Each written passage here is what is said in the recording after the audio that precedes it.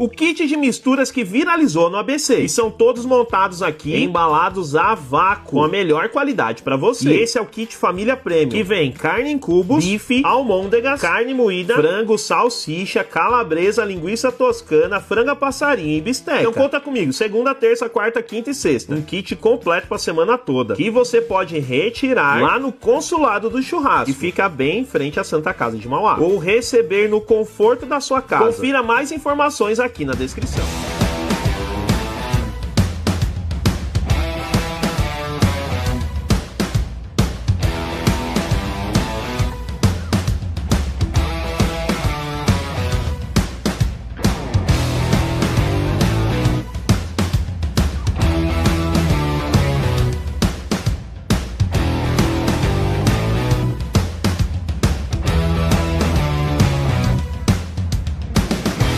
Toda reunião tem aquele problema para conseguir um coffee break de qualidade. Sou a Aline Valverde, da Padaria Sabor do Pão, e vim trazer a solução para você. Somos uma padaria com mais de 16 anos de experiência e temos um setor exclusivo para coffee break corporativo. Totalmente estruturado para atender eventos com praticidade, muito capricho e padrão profissional. Desde encontros reservados até evento com maior número de convidados. E trabalhamos com duas opções, somente os produtos ou serviço completo, com montagem, decoração e atendimento. Além disso, fazemos produtos sazonais personalizados, que servem para os seus colaboradores ou para os seus clientes, como kits, lembrancinhas, panetones e tudo com a sua logomarca. Se precisar de um coffee break bem feito, de qualidade, nos mande uma mensagem. Fala galera, hoje eu vim aqui na monta dos iPhones, eles ficam localizados no centro de Mauá, próximo ao shopping. E hoje eu vim aqui para adquirir meu novo iPhone 17 Pro Max. Só quem já teve essa experiência sabe a emoção que é trocar de iPhone, e eu troco todo ano com ele. É uma loja que eu confio muito, eles trabalham com aparelhos seminovos, lacrados e também fazem upgrade. Eu optei pela cor Silver, foi a cor que mais me encheu os olhos, porém eles também têm outras cores e outras opções de aparelhos. Então bora abrir esse 17 Pro Max comigo?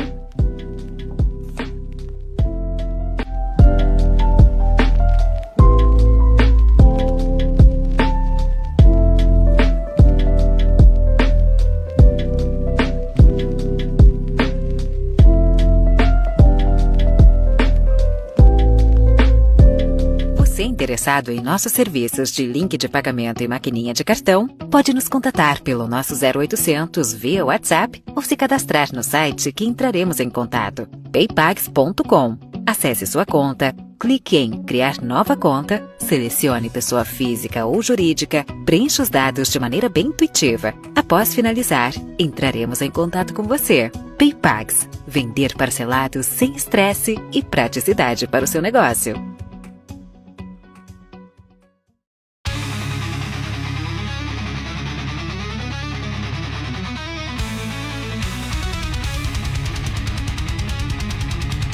Sejam muito bem-vindos, eu sou Rafael Oliveira, advogado, você está no podcast Juros Negócios e hoje eu tenho a honra de receber aqui comigo para bater um papo a Adrima Galvano. Para quem não conhece, a doutora Adrima Galvano, advogada na comarca de Mauá e presidente da OAB Mauá. Muito obrigado pela sua presença, doutora. Obrigada, quero agradecer o convite, quero agradecer aqui os nossos telespectadores, o prestígio. Muito obrigada mesmo. Uma alegria estar aqui com você, que a gente já conhece dos corredores do fórum, mas hoje, dentro de um outro ambiente, é uma alegria muito grande. Muito legal. Homem versátil. Eu me encontro aqui, eu gosto muito disso, eu sempre brinco com o pessoal que eu sou de uma geração que cresci assistindo o programa do Jô Soares. Uhum. Então, eu sempre gostei de entrevista, dormia tarde por causa disso, porque eu gostava muito. Maravilhoso, né? Era muito legal. E hoje eu gosto muito de fazer isso, gosto muito de conhecer histórias e falamos bastante a respeito de empreendedorismo aqui. E na nossa área também é uma área de empreender. Sim. Nós empreendemos na advocacia e eu tenho a honra de receber aqui a presidente da comarca onde eu milito. Então, para mim, eu estou muito feliz, muito obrigado mesmo de coração. E antes de mais nada, eu queria conhecer um pouquinho mais da sua história, porque eu já te conheço dos fóruns, já te conheço das eleições, mas eu não conheço a sua história. De onde vem a doutora Adrima? De onde vem a Adrima? A Adrima pequenininha, o que ela queria fazer até chegar na advocacia? Nossa, olha, o podcast vai ser longo, porque a idade já são 51 anos para contar aqui de história. Mas vamos lá, a Adrima, nasci em Mauá, apesar de no meu documento eu ser registrado em São Bernardo do Campo, né? Mas eu só nasci no documento lá. Neomater, não, falar que é Neomater. Não, era um hospital, gente, que hoje era Hospital Pereira Barreto, hoje virou um hospital veterinário. As minhas filhas dão muita risada de mim. Olha, mãe, onde você nasceu virou um hospital veterinário. Então, eu nasci lá. Estou esperando aí meu título de cidadã mauaense, porque eu sou mauaense, né? Eu levo um documento lá de bernardense, mas eu sou mauaense.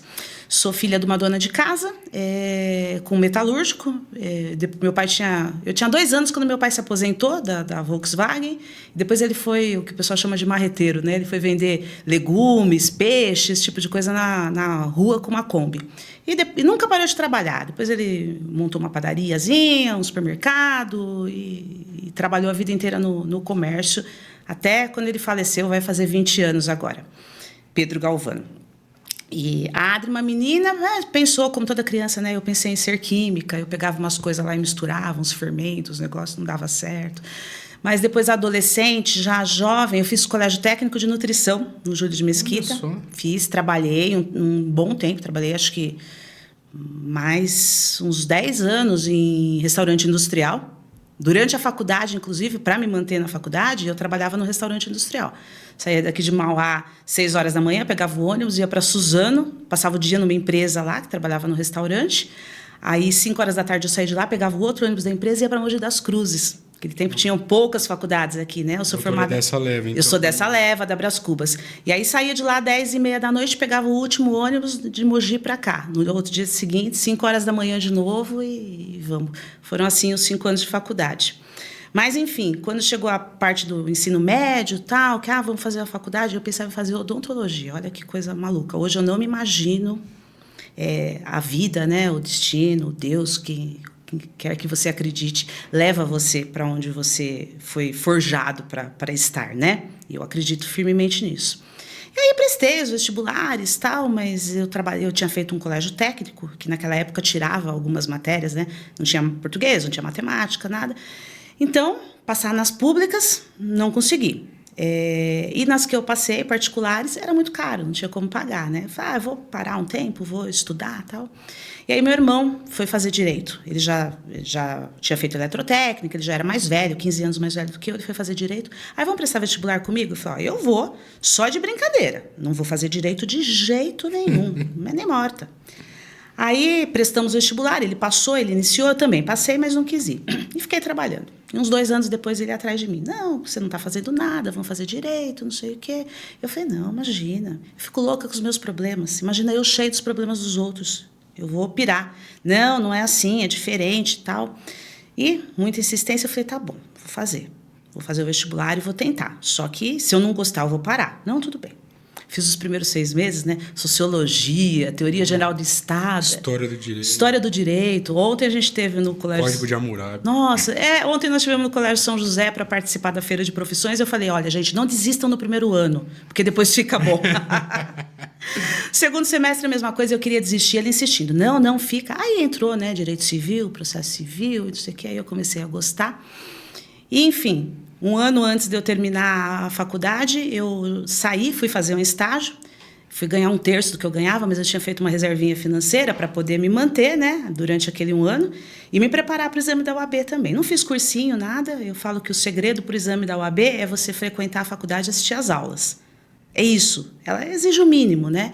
Então, eu assistia às aulas, eu estudava, eu levava a faculdade a sério, fui fazer esse estágio, e aí eu descobri que eu tinha nascido para aquilo. Hoje eu não me imagino, sem hipocrisia nenhuma. É uma profissão fácil? Não, nós sabemos que não é uma profissão fácil.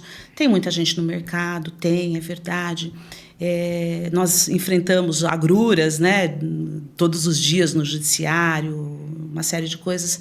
Mas eu falo que Deus tinha me feito para fazer isso, não me fez para fazer outra coisa. Então não adiantava eu inventar, era aqui que eu ia parar. E eu parei assim. E nesse estágio, que já era em que área que era? O escritório fazia consumidor, fazia toda a parte de direito civil, de família, tinha trabalhista também. Mas trabalhista eu nunca me aprofundei muito, não. Eu acho que eu tinha um preconceito com o direito do trabalho. É muito louco, porque eu comecei a estagiar no primeiro semestre, no segundo semestre já. Eu comecei no último ano só. Eu comecei a estagiar aqui em Mauá com a doutora Vandréia. Com a Andréia. Inclusive vi ela ontem no fórum, né? Eu sempre brinco com ela. Foi minha primeira chefe. Muito louco. Então, e aí já gostou... Porque assim, você falou que depois que passa dos primeiros semestres, a gente gosta mais da faculdade e tal. Para mim, o que chama mais atenção... Eu não milito nessa área hoje em dia... Mas a hora que começa direito penal e medicina legal é que dá um... Nossa! Acho que quando chega nessa matéria aí, todo mundo gosta. Todo mundo vai virar criminalista. Eu lembro que eu tinha um professor de medicina legal, que era o Vilmes. Ele fez a exumação, o caso do Mengele, quando estavam exumando um corpo aqui no Brasil, que poderia ser dele e tal. O cara era famoso, tal, e ele dava aula com os slides. A aula dele era lotada, parecia um show, era um negócio fantástico. Você vê, eu gostava muito do direito penal, do processo penal na faculdade, tirava boas notas. Só que a diferença da teoria e da prática é grande, né? Então, na vida mesmo, não me levou. Acho que eu nunca fiz absolutamente nada dessa parte. Mas quando entra na faculdade, a gente adora. Nem no convênio da OAB fez uns criminais? Nem no convênio da OAB. Eu atendi assistência judiciária há muito tempo, mas eu não fazia... Essa área eu não fazia. Mas nem na infância e juventude. Eu me conheço. Eu acho que eu não tenho muito papas na língua, não serviria para... Não daria certo. E como é que foi... Aí você começou a estagiar, e como é que foi partir desse ponto do estágio para um escritório próprio? Eu não sei, você tem sócios hoje? Hoje não. Eu comecei a estagiar, aí meu irmão já estava formado, aí comecei a trabalhar com ele e fui ficando. No começo a gente dividia o escritório, eu, ele e o Joselito, mas dividíamos o escritório. Daí o Joselito acabou montando um outro escritório próprio, ficamos eu e meu irmão, aí a gente fez uma sociedade mesmo, né? E fiquei com ele durante 20 anos. Nossa. 20 anos. Aí depois de 20 anos ele já estava numa outra fase da vida, então ele foi para o interior, e aí eu falei, bom, agora eu vou de carreira solo mesmo, né? Eu super entendo, eu admiro quem monta bancas de advocacia grandes, né, escritórios grandes, com vários advogados e tal.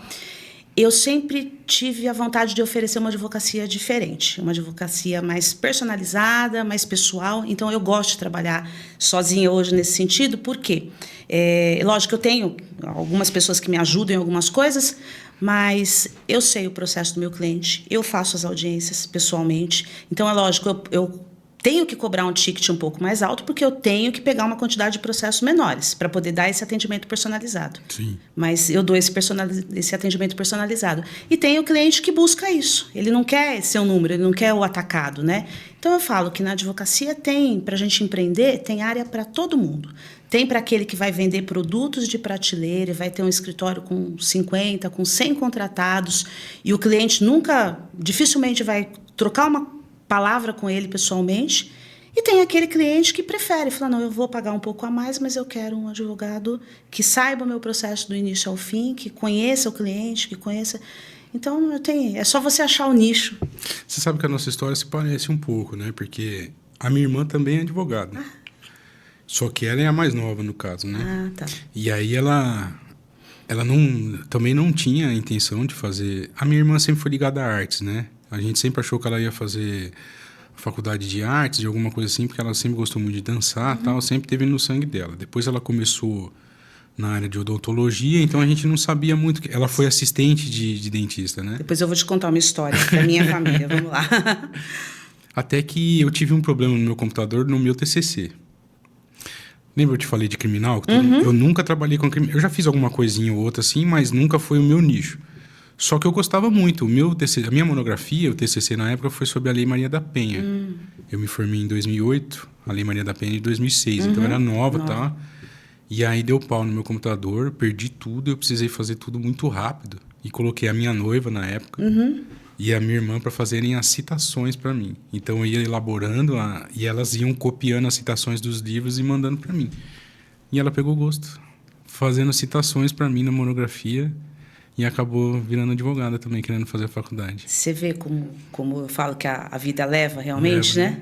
Uhum. É incrível. Esses dias eu fui Depois eu vou voltar na história da odontologia e da arte. Aí. Eu fui num curso lá na UAB, fui fazer a abertura de um curso e tal. Então, terminou a abertura do curso, o professor começou a aula, eu sentei aqui.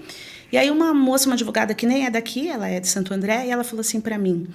eu virei advogada por causa de você. Eu falei, sério? Eu falei, como assim, né? Ela falou assim, eu fui no teu escritório com meu pai quando eu tinha 9 anos de idade. Nossa.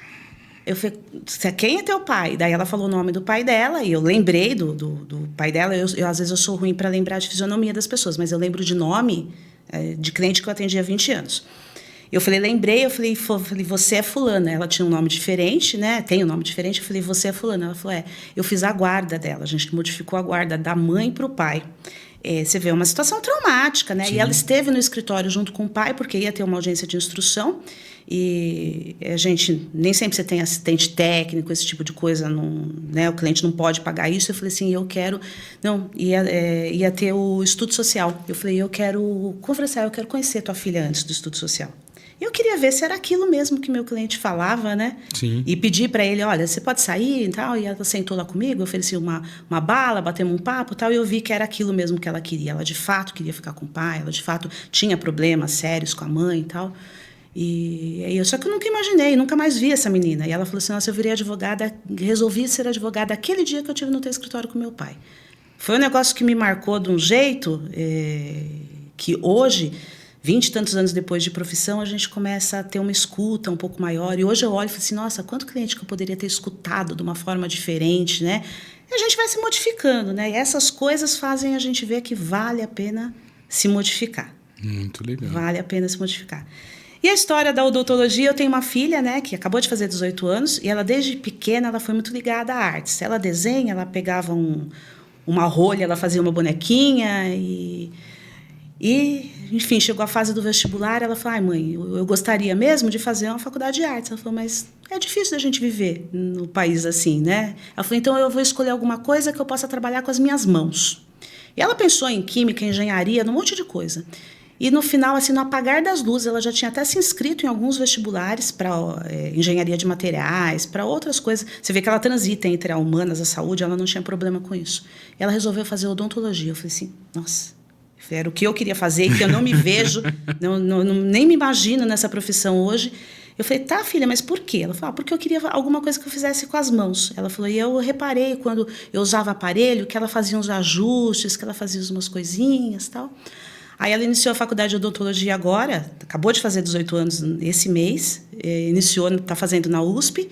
E ela foi conhecer um laboratório que faz reabilitação orofacial, faz prótese de nariz, de olho, esse tipo de coisa. E o professor contando a história dele, que ele queria fazer artes, que ele sempre gostou de artes, mas que não é uma profissão, né, que infelizmente poucos conseguem viver dela.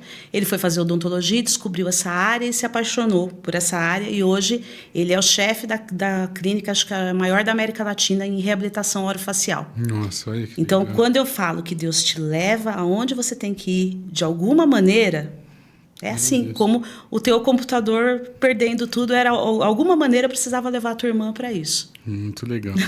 Que história linda, é muito legal. E a área que ela escolheu agora também tem sofrido bastante modificações, né? Tem.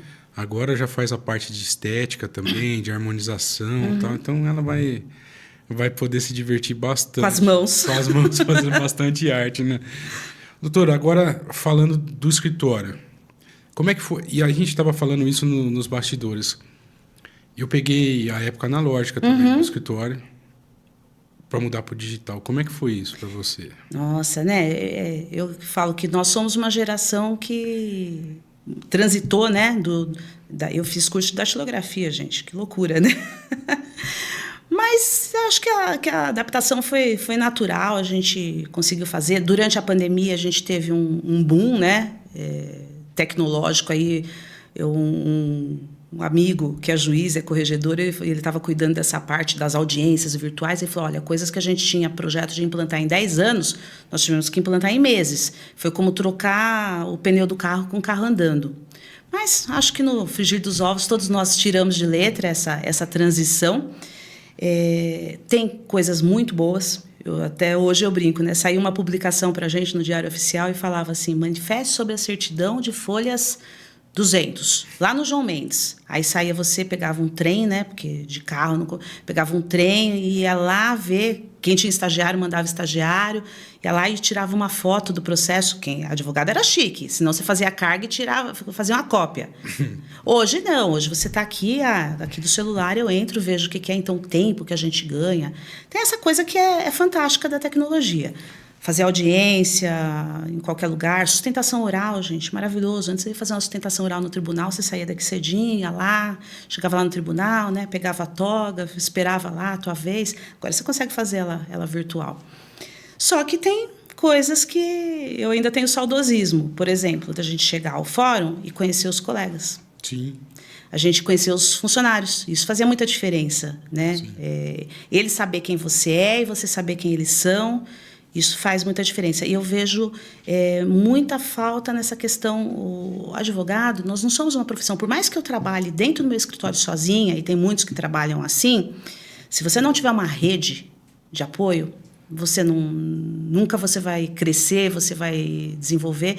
Você precisa ter parceiros, você precisa ter para quem perguntar, você precisa ter aquele para um dia para você discutir um caso.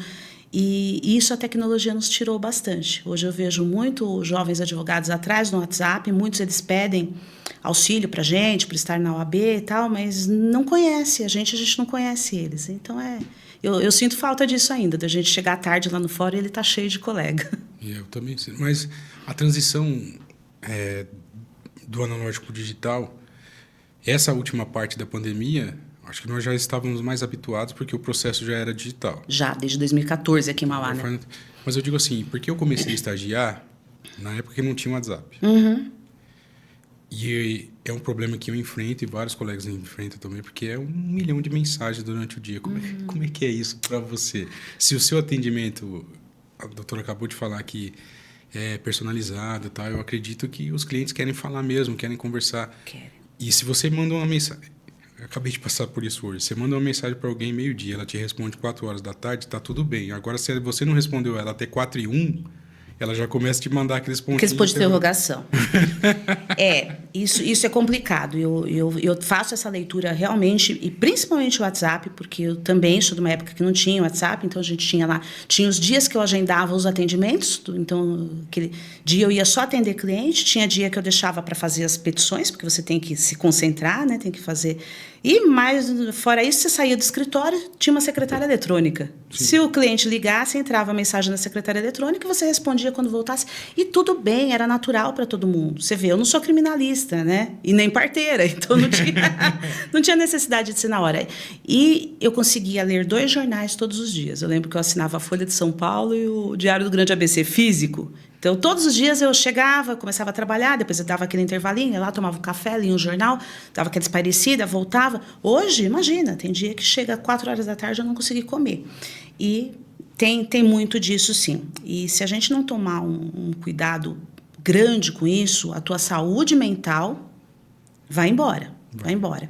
Então, eu comecei a tomar alguns cuidados. Por exemplo, eu tenho um celular que fica no escritório. Esse não sai comigo, ele fica lá. Então, agendamento, esse tipo de coisa. Então, eu vou ter uma outra pessoa que vai responder e tal, vai fazer, ele não sai comigo. Esse que vem comigo, por mais que você fale assim, eu não vou tratar de assunto pessoal, vou atender só os colegas, os advogados, coisas pessoais, você acaba atendendo o cliente, não tem jeito. Mas o que eu faço? Passou das 6 horas da tarde, eu não vou mais ver, não vou mais responder. Eu deixo lá, graças a Deus que inventaram aquele marcar como não lido, né, pra gente não esquecer. E eu deixo lá e no dia seguinte eu vou responder e estou habituando os meus clientes também a isso, porque chegou um ponto que eu falei, opa, calma, se eu seguisse dessa maneira, por mais que você quer dar um atendimento personalizado, tudo, o cliente já tem que começar a entender que eu vou dar o atendimento personalizado, mas não é na hora que ele quer, a qualquer hora, né? E se adaptou muito bem, porque eu estava vendo que a minha saúde mental mesmo estava indo embora. E aí família e tudo isso, por exemplo, você está sentado jantando com a tua família e o cliente não para. Não. Então, às vezes, domingo mesmo, a gente fizemos um churrasquinho em casa, estava com mais 3 amigos, todos advogados também, e aí cada um no celular, e falei, gente, para com isso, guarda esse celular. Porque eu olho, às vezes é alguma coisa urgente, eu coloquei um toque diferente para as minhas filhas, aí isso eu vou parar e vou responder. Se não, eu vou responder na segunda-feira de manhã. Porque se você pirar hoje e for para o manicômio, que espero que não seja judiciário, teu cliente vai ter um outro advogado amanhã. Vai. A tua família não vai ter outra pessoa. Eu precisei fazer isso também, separar os celulares, porque eu tenho toque. Se eu ver que tem notificação lá, eu preciso ver. Você vai olhar. Não tem essa. Eu preciso ver, eu preciso... E eu já estava me prejudicando com a minha família, porque eu tinha que deixar... o meu celular não vibra, não toca, não faz nada, é o silêncio total. Porque se acontecesse à noite, e se a minha família precisa falar comigo, como é que faz? Se acontece alguma coisa com meus pais, que são idosos. Por isso que eu coloquei um toque diferente para as minhas filhas. O meu não toca, o delas toca. Tem como você selecionar por isso. Porque eu tinha medo de elas estarem na rua e acontecer qualquer coisa e eu estou fugindo do celular.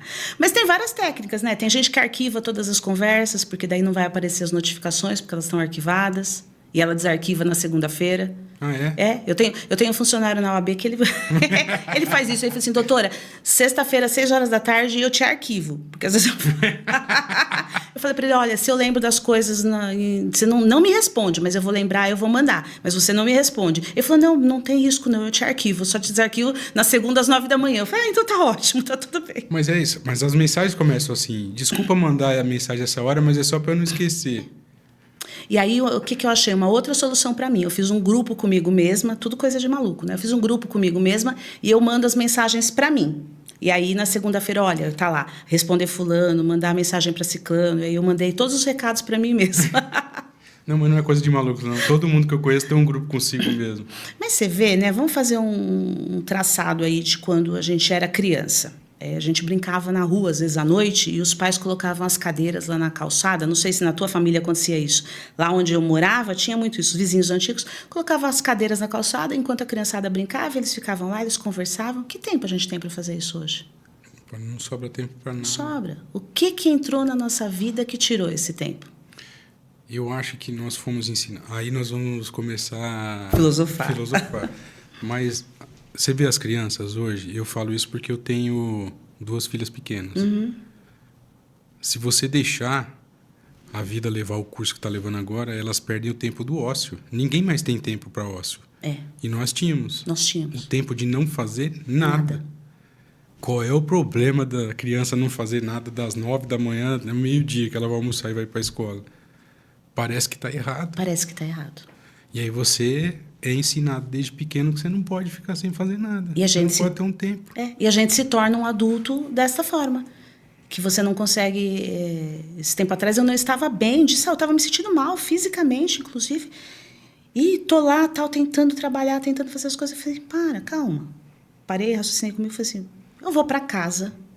Eu vou deitar no meu sofá, eu vou fazer nada, porque eu estava com dor de cabeça, eu estava fisicamente me sentindo mal. Amanhã eu venho mais cedo e faço tudo que eu tenho para fazer. Mas a gente se sente culpado. Sente. Como assim? Uma segunda-feira, 2 horas da tarde, você vai para casa? E eu precisei Eu contratei uma advogada para me ajudar lá no escritório, fazer as iniciais, fazer as manifestações, que eu não me lembrava a última vez que eu tinha chegado em casa, 5h30 da tarde, sentado no sofá e tomado um café. Porque... acontece, mas você tá com a consciência pesada. Aí não. Tem alguém lá, alguém fez. E como foi para você delegar? Para mim é muito difícil delegar. Eu tô te fazendo essa pergunta porque é uma dificuldade minha também. É muito difícil. O entrevistador mudou de lugar. Mas é muito difícil assim, porque eu acho que eu me supervalorizo também. Porque eu sempre fui elogiado pela maneira como eu peticionava. Desde que eu fui estagiário na Caixa Econômica Federal no Jurídico, lá na Paulista, eu tive um professor muito bom. Era aquele tipo de advogado que sentava do seu lado e falava assim, digita aí que eu vou ditar. E começava a petição do zero. Então eu aprendi muito bem peticionar. E aí parece que todo mundo que fazia uma petição para mim não estava boa. Mas não é que não estava boa, não estava do jeito que eu faço. Essa é a parte difícil de delegar. É você entender que as pessoas vão fazer do jeito delas.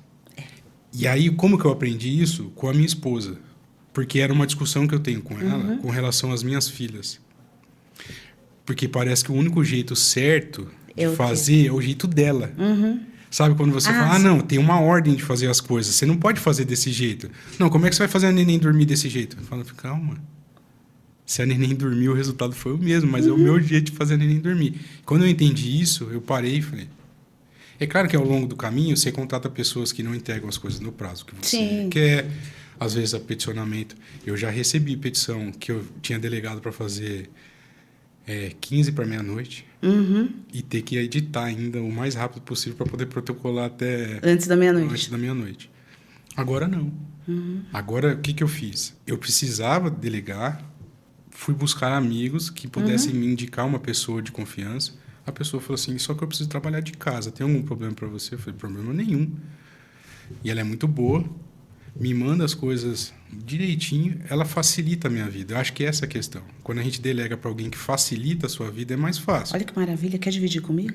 Eu passo contato dela, porque ela é boa mesmo. Mas eu digo assim, facilitar nos pequenos detalhes. Ela me manda no e-mail.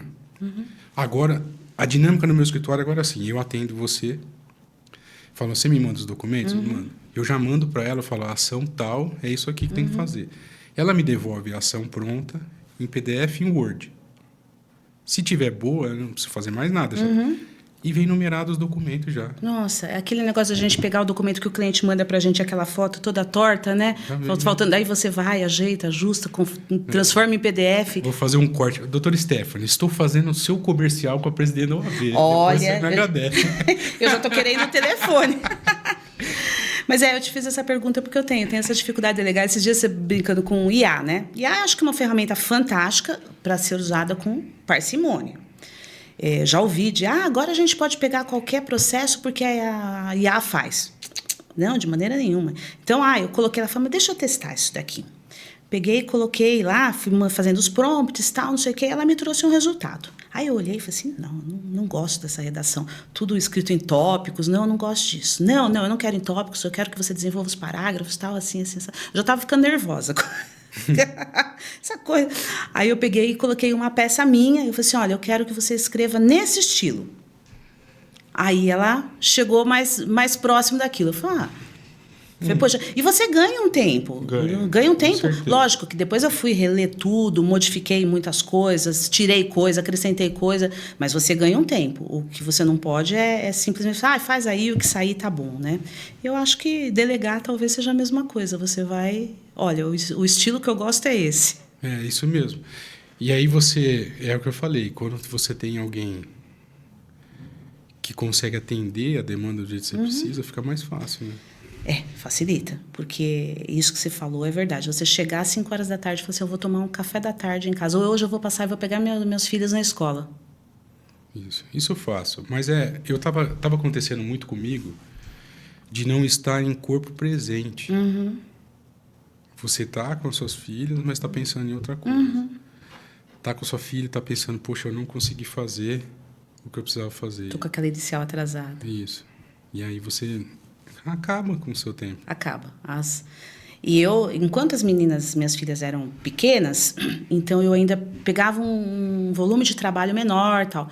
Quando elas cresceram, eu comecei a me permitir mais trabalho e as funções da UAB, que tomam muito tempo também, né? Falei assim, agora elas precisam menos de mim, aliás, elas nem querem saber, né? Já querem sair sozinhas. Hoje as duas foram para São Paulo para um show. E aí, quando você vê, você está abraçando mais coisa. Então, tem que tomar esses cuidados aí. Mas, olha, gostei do propaganda, vou querer o telefone. Eu te passo. Mas, para mim, muito tempo foi difícil também, porque eu queria que ficasse o texto do jeito que eu queria que ficasse não sei o quê. E eu me preocupo, olha só, é a nossa geração, eu me preocupo com a estética da petição. Eu também. Com a quebra de linha. Eu tenho um jeito de peticionar, o recuo que eu uso, eu gosto de colocar jurisprudência em negrito. As minhas petições, se alguém analisar, vão ver que elas seguem o mesmo padrão. E eu mandava para essas outras pessoas, não vinha desse jeito. E a doutora Stephanie faz. Eu falo, os meus modelos são esses. Ela me ajuda até... Acho que a questão de delegar é isso. Para mim foi muito difícil delegar para a Karina também, às vezes. A Karina, que está aqui gravando a gente... E depois chegou uma hora que ela falou assim, você tá enrolado demais para agendar os convidados, deixa que eu agendo para você. E ela foi me ajudando, porque eu tinha dificuldade até em gravar os vídeos. E aí você vai vendo que a pessoa fala, a pessoa tá me ajudando, tá dando certo, então beleza. E ela ficava assim, quando é que nós vamos gravar os vídeos no seu escritório? Me fala o dia que eu posso ir aí, me fala por dia que eu posso ir. A mesma coisa o advogado fala, Ó, falta esse documento, esse. Falta isso, isso e isso. E aí você vai falar, beleza, as coisas aconteceram. Porque o cliente quer ver você. É diferente de delegar audiência. Ah, é. Aí é. Porque eu tenho para mim o seguinte, já aconteceram casos de você precisar delegar, não tem jeito.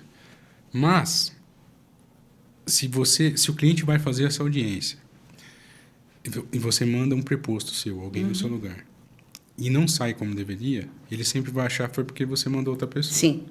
E esse estigma você não consegue tirar mais. Exatamente. E mesmo que saia como deveria, ele sempre vai se sentir desvalorizado, tem aquela...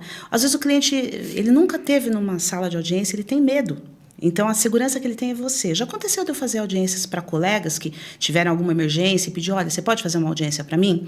Eu falei, posso. Me passa aqui antes o processo do teu cliente, vou dar uma lida, avisa teu cliente para chegar meia hora antes.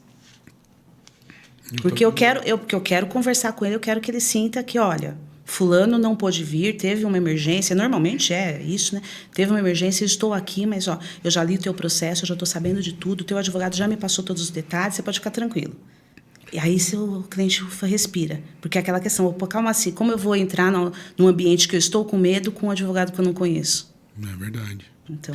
O que me ajudava, às vezes, era assim, quando eu tinha audiência em São Paulo, na Barra Funda, a gente vai voltar.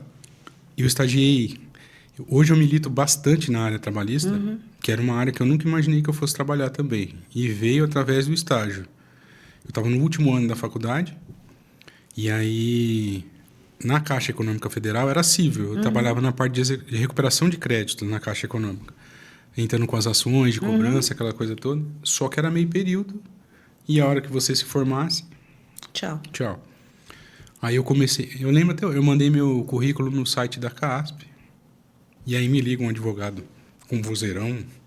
Oi, tudo bem. Tô com o seu currículo aqui, eu queria marcar para você vir fazer entrevista aqui também, não vou. Lá na Casper Libero, lembro até o Dr. Vanor, eu chamo ele de mestre até hoje. E aí eu cheguei lá, e ele falou assim, você já milita na área trabalhista? Eu falei, não. Conversamos e tal, saí. Aí ele me ligou depois de 2 dias e falou, quero ficar com você. Eu falei, mas por quê, né? Ele falou, porque você foi o único que falou que nunca tinha militado. Então eu já vi que você não ia mentir para mim. E aí trabalhei e peguei gosto na área de trabalhar na trabalhista por conta disso. E ele ia te ensinar do jeito dele também. Me ensinou do jeito dele. Eu cheguei a fazer audiência como estagiário. Teve um dia que ele amanheceu com a coluna travada. Essas experiências que nos fazem quem nós somos, né? Uma bela manhã, eu chegando no escritório como estagiário ainda, ele falou, minha coluna travou, tenho 3 audiências, hoje você vai ter que ir lá. Eu falei, mas eu não posso. Ele falou, você vai falar pro juiz assim, ou desmarca, ou faz comigo. E usa a capacidade postulatória do reclamante. 2 desmarcaram. O doutor César, lá da Barra Funda, falou assim, não gostei de você, eu não vou desmarcar, não. Vamos fazer. Vamos fazer. Vamos ver se esse menino não vai desmaiar aqui hoje. E eu fiz. Me saí razoavelmente bem, porque eu já conhecia, né, no escritório a gente fazia muita ação de empresa de ônibus.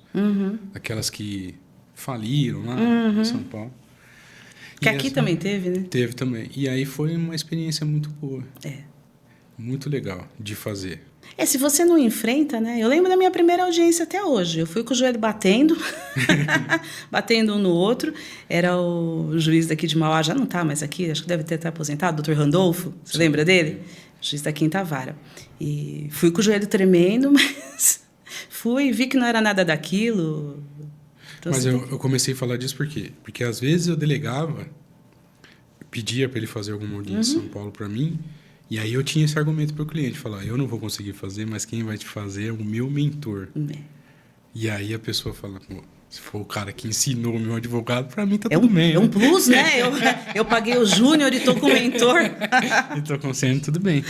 Mas é isso. Mas eu tive muita dificuldade também de delegar no começo, assim. E ainda tenho. Não é fácil, é um exercício. Tentar vencer tudo isso aí, que nem delegar outras áreas, agenda, trato com o cliente, que nem tem escritório agora que tem a recepcionista que fala com os clientes no WhatsApp, que faz não sei o quê. Para mim ainda não é tudo isso. A gente ainda é uma geração com um pouco mais de Que é- rigidez. Sim, que era o que a gente estava falando. Até hoje eu prefiro ligar.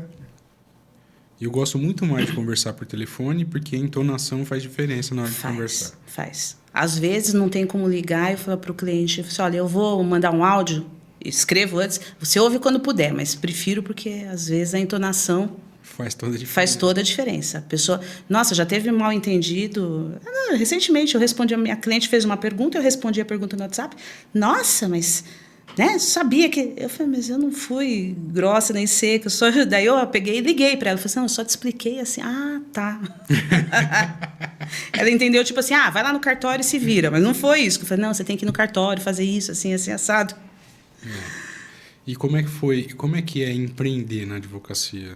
Falando agora dos seus pupilos, né? Temos o seu amparo agora como presidente da OAB, mas antes disso, como é que foi? Porque eu falei da minha irmã, a minha irmã ela não quis seguir na advocacia individual.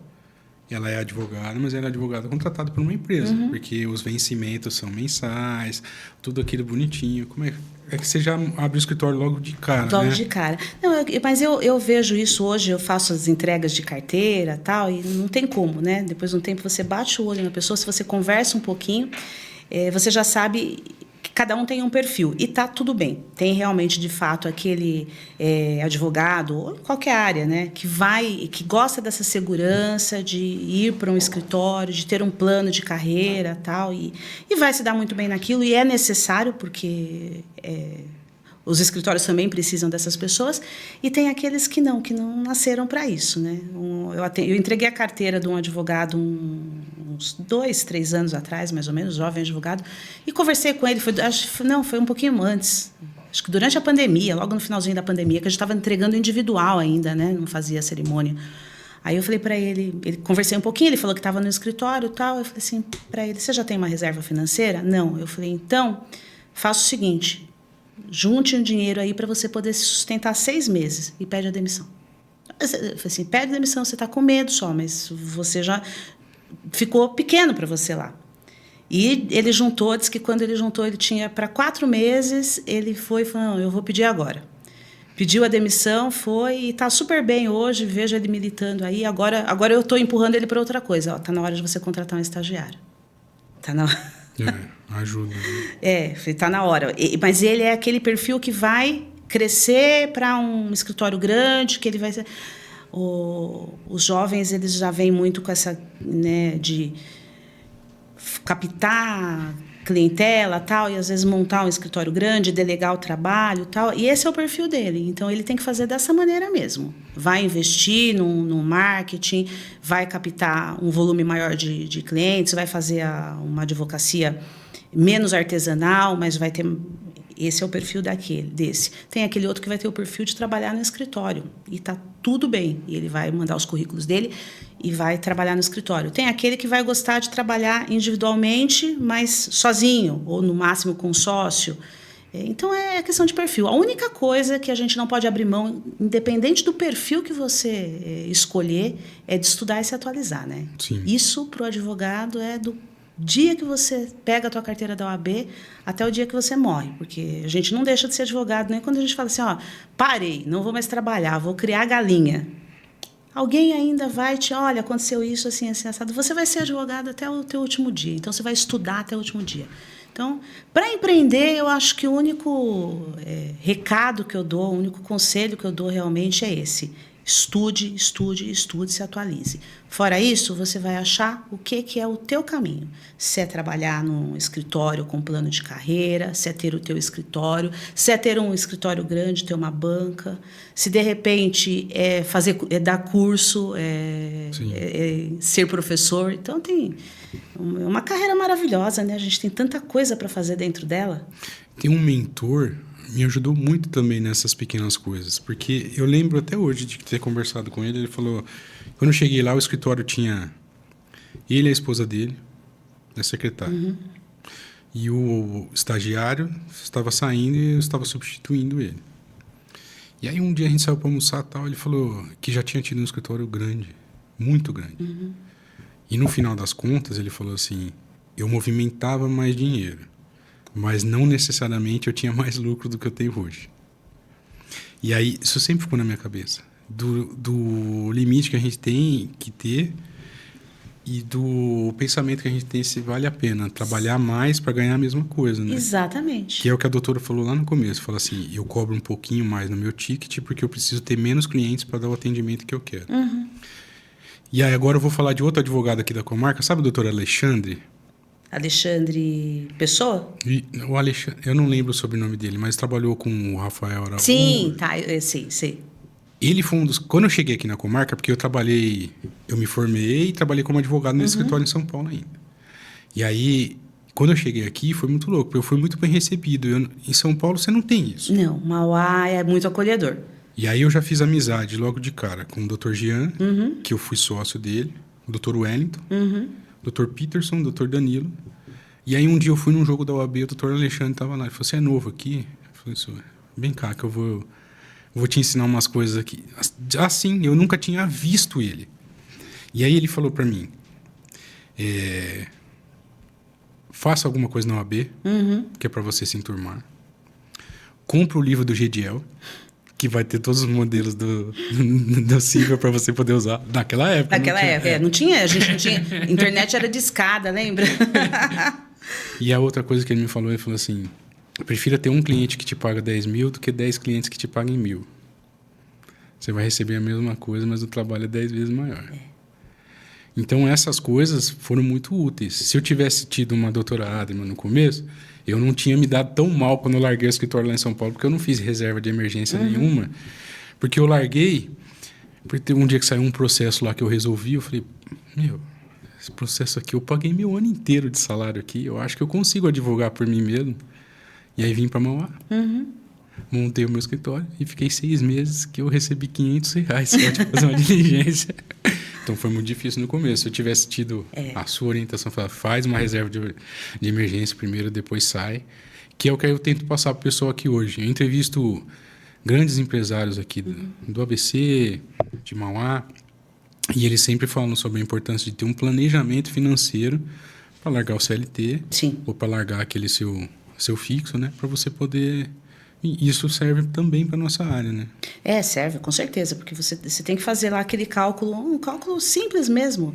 Quanto mais ou menos eu preciso por mês? Eu preciso de X? 6 meses para você ter... Lógico que vai entrar um contratinho, vai entrar aquelas coisinhas que a gente pega no começo, mas até você ter uma causa... Eu falei, é isso. Eu falei, você precisa sustentar 6 meses. E às vezes não dá. Às vezes a gente acontece, você está lá e simplesmente você é demitido. Aí você tem que ir, você vai ter que empreender. Você vai arregaçar as mangas e vai fazer. E vai dar certo também, com um pouco mais de sofrimento, mas vai dar certo. Agora que você falou de Mauá, é interessante. Eu acho que não só em Mauá, o ABC, mas Mauá, ela ainda é uma das cidades do ABC um pouco menores, né? A gente tem uma população muito parecida com Diadema, maior do que Ribeirão. Em número de advogados, a gente tem o dobro do que Ribeirão Pires, um valor muito próximo de Diadema. Aí a gente tem São Caetano, que está no meio, e aí a gente tem São Bernardo e Santo André, que tem um absurdo, estão beirando 6 mil advogados aí cada uma. Mas ainda é muito acolhedor, né? Eu lembro que eu cheguei também e muitos advogados me ajudaram, assim, absolutamente de graça, sabe? De pegar na mão e ensinar a fazer. E hoje, nunca quiseram absolutamente nada em troca, ajudaram só. E hoje eu olho e falo assim que o mínimo que a gente faz é poder devolver isso, né? Sim. É poder devolver. Uma vez um advogado de Santo André, atuante ainda, tal, ele me ligou e falou assim para mim, a doutora está com uso capião do imóvel na rua tal? Eu falei, tô. Ele falou assim, então, ele falou, acabei de fazer a adjudicação compulsória do vizinho e você está tentando citar ele como confrontante, faz uma declaraçãozinha aí que me manda que eu peço para o meu cliente assinar para você, você já pula essa citação. Eu falei, nossa, que bacana, né? Aí fiz a declaração e tal, que ainda peguei e fui até o escritório dele levar. Não, fui buscar, mandei para ele pediu assinatura, reconheceu firma e tal, falou para mim, pode vir buscar. Eu fui buscar esse documento lá no escritório dele. Cheguei e ele estava ocupado, tal. Eu falei, não, espera, ele parou o que ele estava fazendo, ele estava com um cliente na sala, ele saiu, ele foi até a recepção, ele falou, não, aqui eu tenho um lema aqui no meu escritório, o advogado nunca espera, eu vou atender sempre o advogado primeiro, o colega primeiro, antes do cliente dele. Aí me entregou o documento, tal, eu agradeci, eu falei, poxa, né, que bacana, já um senhor, tal.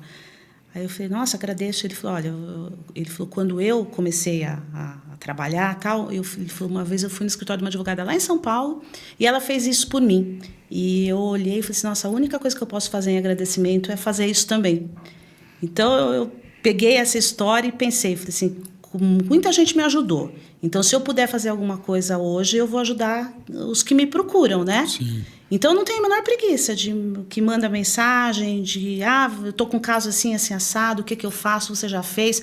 Às vezes eu sei, às vezes eu não sei, mas muitas vezes eu não sei, mas quando eu não sei, eu falo assim, eu não sei, mas o doutor Rafael sabe, é trabalhista, vai lá falar com ele e dou o telefone e mando para... porque é aí que eu venho, que o advogado não foi feito para trabalhar sozinho, a gente precisa dessa cadeia. E esse conselho que te deram de se aproxime da OAB, eu recebi também. Quando eu me formei lá, me formei em 2000 e peguei minha carteira no meio de 2001. Eu me formei no meio de 2001 e fiz o exame de agosto e já peguei a carteira. E falaram para mim, participa de alguma comissão. E eu entrei em uma comissão.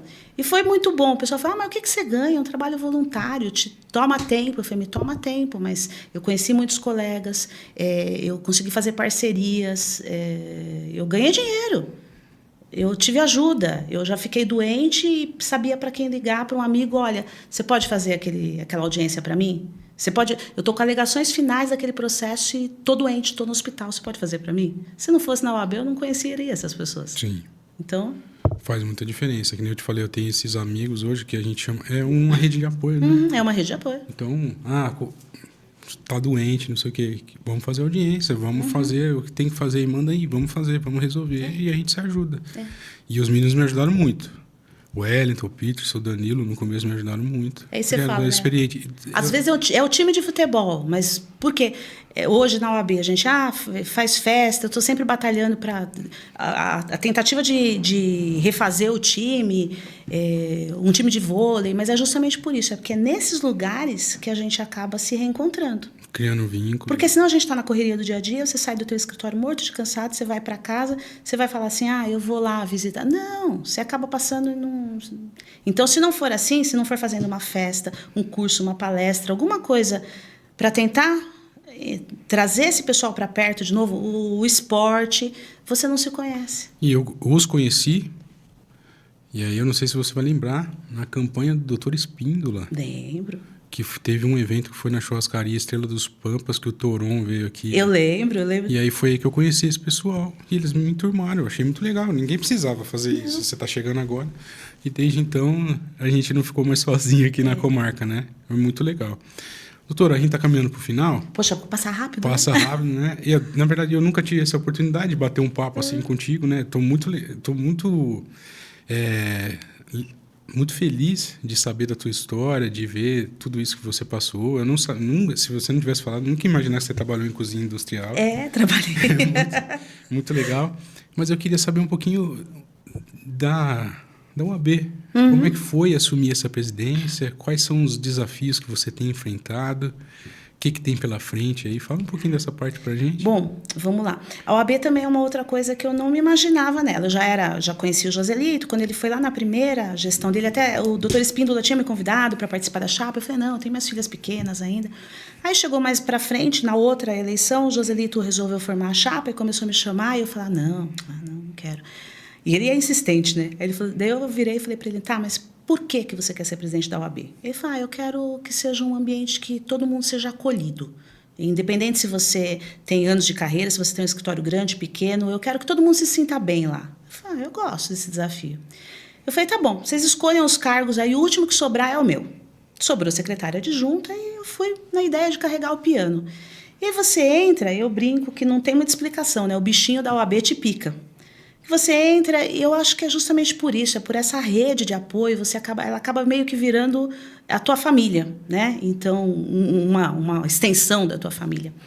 E aí foi indo, eu fui aprendendo o serviço e fui passando de um cargo para o outro, né? Eu fui secretária adjunta, depois na outra eu estava como secretária adjunta, mas o Dagmar foi cuidar da parte da ética, e aí eu assumi a secretaria, depois fui vice-presidente, e você vai entendendo todo o funcionamento, e falei, olha, Agora eu me sinto apta para isso, para fazer essa última e dar a minha cara para a gestão. Então, vamos aí para 1 ano e meio, entre erros e acertos, tem coisas que a gente consegue fazer, nem tudo depende da gente, tem coisas que a gente depende da seccional, né? Como o município depende do Estado e da União.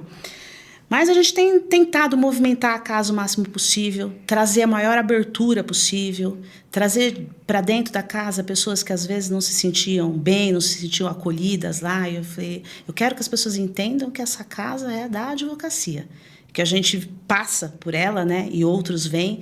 Então, acho que esse é o meu maior lema lá.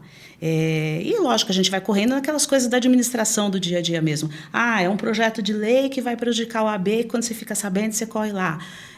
E tem uma movimentação na vara do trabalho, então você já corre lá para o tribunal para tentar modificar. Às vezes a gente se frustra porque não consegue, às vezes a gente obtém vitórias, mas você vai fazendo o teu papel. Então, além desse primeiro, que é o acolhimento do advogado, que eu acho que é o mais importante, eu mantenho essa questão, trazer o advogado, dar um suporte para o jovem advogado, porque a gente sabe que o início de carreira não é fácil, e foi aquilo que eu te falei, eu recebi um auxílio quando eu comecei, então, nem que seja o auxílio de bater um papo, de falar assim, olha, calma, ter com quem conversar, nem que seja somente isso, eu tenho que oferecer isso para o jovem advogado. E uma outra coisa que eu entendi como um lema, como primeira mulher presidente da OAB Mauá, esse ano a OAB Mauá está fazendo 45 anos. Então, eu estou há 1 ano e meio de gestão, então eu assumi aí com 43 para quase 44 anos de gestão. Primeira mulher. Eu tenho uma responsabilidade imensa, né? Porque eu abro as portas para as próximas mulheres que vêm aí, ou eu as fecho, né? Então, o trabalho tem que ser probo, tem que ser ético. Eu acho que é o primeiro passo. Assim, olha, ela não conseguiu fazer tudo que planejava, mas ela fez as coisas, ela foi honesta, ela abriu para todo mundo. As mulheres são capazes, elas podem fazer, então abrir a porta para uma outra menina que chegue lá na OAB e olha aquela galeria de presidentes e se veja e fala assim, eu posso estar ali. Porque muitas vezes eu nunca me imaginei ali. Porque acho que ainda que inconscientemente era um cargo para homens. Sim. Né? Então, essa é uma responsabilidade imensa. Então, a gente não pode errar. A gente erra, mas a gente não pode errar. Então, eu acho que essa é a minha maior responsabilidade. Abrir portas para a gente ter lá uma mulher preta, um homem preto, para que a gente tenha diversidade lá, representatividade. Não é, mas só para entender que todos são capazes, né? Sim, então, com certeza. É isso. Doutora, muito obrigado. Muito obrigado pela sua presença, obrigado pelo papo. Adorei a sua história. Torço pelo seu sucesso. Torço para que você tenha muito sucesso na sua empreitada na UAB também. Que você consiga implantar tudo aquilo que você deseja. E eu te parabenizo. Ainda falei isso no começo. Parabéns por ser a primeira presidente mulher na advocacia aqui de Mauá. Por ser, acho que é a primeira no ABC também? As outras cidades tiveram presidentes mulheres, mas a gente tem uma coisa que chama o Colégio de Presidentes, né, que é o Colégio da ABCDMRR, seria como o consórcio intermunicipal, mais ou menos isso, que reúne as 7 cidades. Eu sou a primeira mulher a presidir o colégio, e é o segundo maior colégio do estado de São Paulo. São 25 mil advogados, então é um orgulho imenso falar assim, olha, você está à frente representando 25 mil advogados. E eu te parabenizo por isso também. E aqui, se você acompanhar os outros episódios do podcast, a gente não faz esse tipo de diferenciação aqui, porque eu entendo que não existe também. Então, eu entrevisto aqui muitas empreendedoras. Já entrevistei empreendedoras aqui que se sentiram lisonjeadas porque acharam que ninguém ia notar que ela também fazia parte do processo da empresa, que ela era uma mulher, ela era esposa troféu, que é que eles falam agora. E eu valorizo demais. Então, eu fico muito feliz pelo seu sucesso, fico muito feliz por você ter aceito o convite para bater esse papo comigo. Imagina, eu fiquei super lisonjeada. E muito obrigado. Pode deixar que a gente volta a trocar uma ideia em outras vezes. Olha, eu vou te falar, eu sou sem vergonha. Se abrir a porta, você vai ver, eu vou estar aqui. Vamos conversar? Eu vou falar de tal coisa? Porque eu adoro esse bate-papo. Eu acho que é uma coisa que me traz muita alegria, na vida é isso. Acho que por isso que eu gosto tanto da UAB. Eu gosto de estar lá, encontrar um colega e falar, entra aqui, vamos tomar um café ali. Tá pago, tá na anuidade. Então, eu espero te encontrar lá e, olha, você abriu a porta para mim, toma cuidado, viu? Então, vamos marcar alguma coisa, que eu queria fazer um programa especial falando sobre o golpe do falso advogado que tem nos assolado. Maravilhoso. E eu já fui vítima 4 vezes. Eu fui 2. Não, 2 consumadas, né? Tentativas foram um monte. E tem os golpes novos, viu? Da falsa audiência. Isso, de sábado. De sábado, sim, no recesso. Aí tem até o golpe do falso cliente. Eu vou deixar aqui esse no ar. Viu? O golpe do falso cliente contra os advogados. Então, vamos marcar para falar sobre isso? Vamos sim, vamos trazer mais uns 2 aqui. A gente maravilhoso. Vamos trazer uns criminalistas. Isso. Eu vou até sugerir o Dr. Bertoni.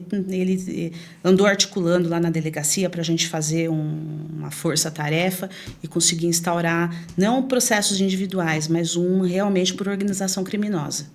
Tá ótimo. Então, vamos... E se a gente consegue trazer o delegado de Mauá para bater um papo com a gente também? Com certeza. Né? Ó, nós 2, o Bertoni, a gente traz o delegado. Aí, fechou. No ar, hein? No ar. Tá prometido. Obrigado, doutora. Obrigada. Sucesso, eu adorei, viu? Fiquei muito feliz de ver você arrasando aqui. Você podia estar lá no Viva a Noite. Eu adorava também. Eu chegava da faculdade e ainda dava para assistir um pedaço do programa do Jô. Eu gostava muito também. Gostava muito. E se você assistiu até aqui, não deixe de deixar o seu comentário, não deixe de curtir, não deixe de compartilhar e não deixe de seguir também a doutora Adrima nas redes sociais dela. Quais são, doutora? Fala aí. Adrima Galvano, _ADV. Siga ela e fala que veio através do podcast aqui, que ela vai ficar muito feliz. Vai ser um prazer, eu vou seguir de volta. Até mais, gente.